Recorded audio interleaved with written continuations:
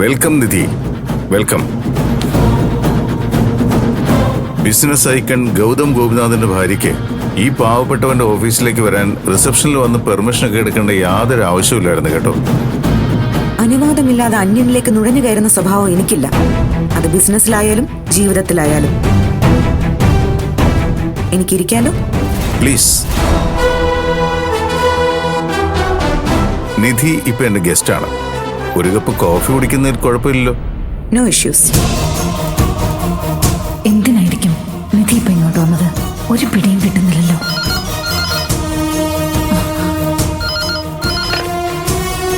Hello. ആ Pushpa, coffee വേണം, 2 cup strong ആയിട്ട്. ശരി സർ.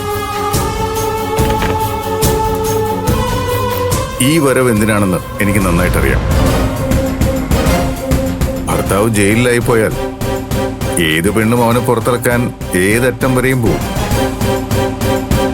ഇന്നലെ ഉണ്ടായൊരു ബോധോദയമായിരിക്കും നേരെ പോയി CK ചന്ദ്രബോസിന്റെ കാൽക്കൽ വീണ് എങ്ങനെയെങ്കിലും ഭർത്താവിനെ മോചിപ്പിച്ചു തരണമെന്ന് യാചിച്ചാൽ പരമദ്രോഹിയാണെങ്കിലും ആ മനസ്സലിയുമെന്ന ചിന്ത, അല്ലേ?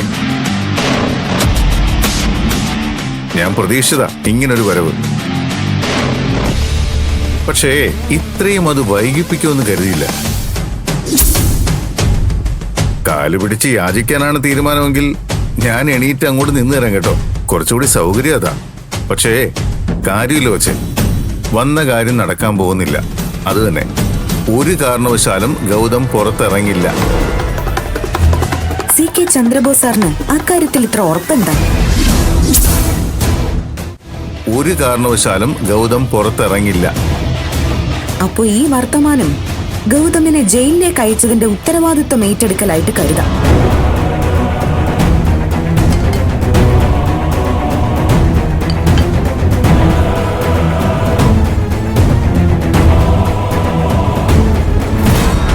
ദൈവമേ, ക്യാബിനിൽ നിധിയാണുള്ളത്. അവൾ എന്നെ തിരിച്ചറിയാതിരുന്നാൽ മതിയായിരുന്നു.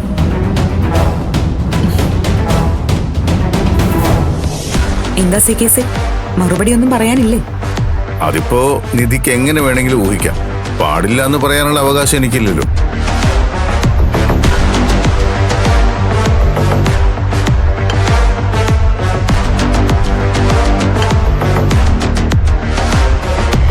കോഫി എടുത്ത് കുടിക്കാം.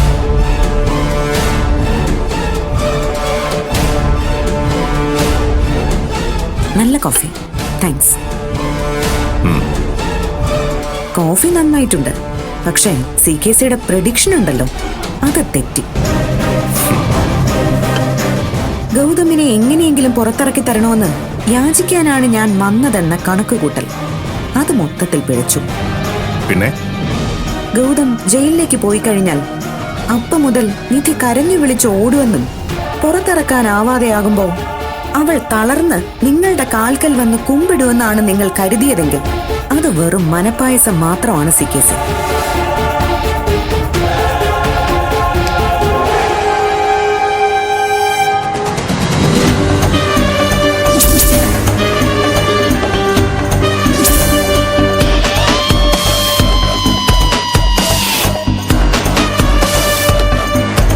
ഞാൻ CK സിയോട് മുൻപ് പറഞ്ഞൊരു കാര്യമുണ്ട്. സ്വന്തം വീട്ടിൽ നിന്ന് തന്നെ ഭാര്യ നിങ്ങളെ അടിച്ചിറക്കുന്ന ഒരു ദിവസം. വെറുതെ ഇരിക്കുന്ന എന്നെ നിങ്ങൾ തീ കൊളുത്തി വിടരുത്. ഞാൻ രണ്ടും കൽപ്പിച്ചങ്ങ് ഇറങ്ങിക്കഴിഞ്ഞാൽ പിന്നെ ഈ CK സി ഉണ്ടാവില്ല.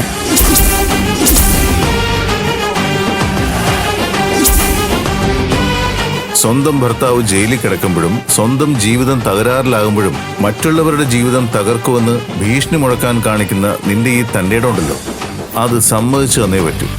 ഗൗതമിന്റെ കാര്യോർത്ത് താങ്കൾ വിഷമിക്കണ്ട. പ്രണവിനെ പിടിച്ചുകൊണ്ടുപോയി കസ്റ്റഡിയിൽ വെച്ചിരിക്കുന്നത് നിങ്ങളാണെന്ന് എനിക്കറിയാം.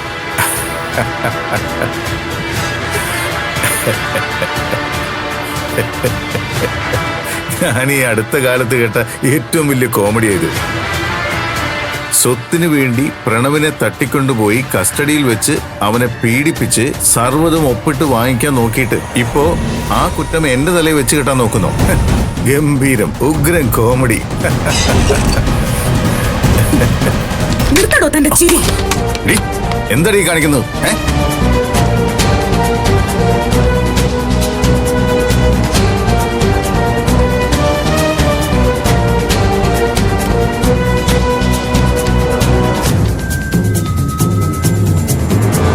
എന്റെ ഓഫീസിൽ കയറി വന്ന് എന്റെ സാധനങ്ങൾ വലിച്ചെറിയാനുള്ള തന്റെ ഉണ്ടോ നിനക്ക്? മിണ്ടി പോവരുത് താനിനി.